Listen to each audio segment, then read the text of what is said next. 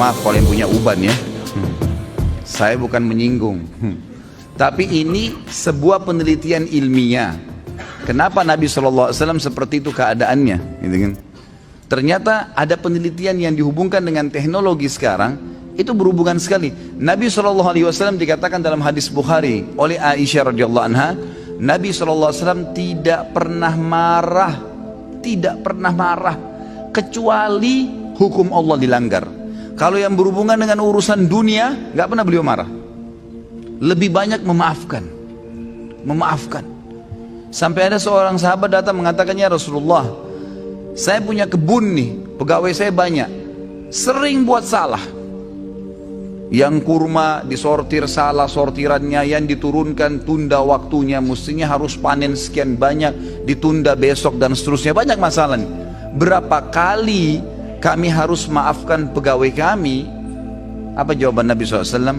Maafkan mereka walaupun sampai 70 kali. Bukan keluarkan, pecat.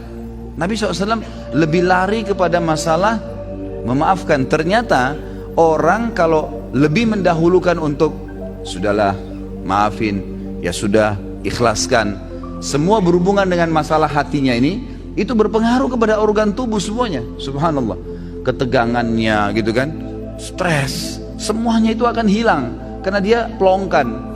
Dan saya sudah bilang ikhwah dan akhwat rahimakumullah, dalam agama kita, kalau ada seseorang berbuat jahat dengan kita, jangan balas kejahatan dengan kejahatan.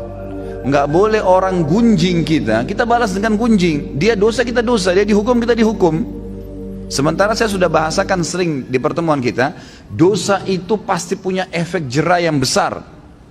Kalau kita mencuri 1 juta, hukumannya bukan Allah akan ambil 1 juta dari kita, tapi Allah akan buat kita masuk rumah sakit dibiayai 100 juta. Efek jera dari 1 juta yang dicuri.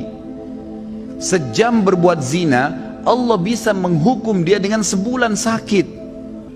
Mungkin dia sempat menendang seseorang karena dia anggap dia punya power, atau seekor kucing yang jalan di jalanan karena menganggap iseng, kucing itu nggak ada apa-apanya, nggak bisa melawan saya, ditendang.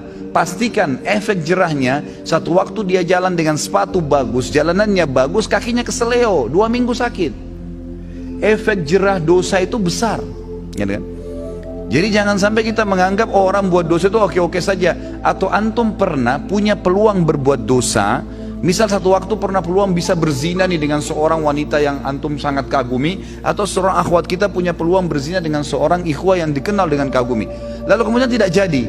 Syaitan membisikkan kita, coba dulu saya zina aja ya, yang penting saya sudah zina dengan orang yang saya cintai, yang saya sukai, toh saya juga sekarang bisa taubat. Keliru. Karena taubat itu hanya membersihkan kita dari hukuman hari kiamat, tapi di dunia harus ada pembersihan, tidak bisa tidak.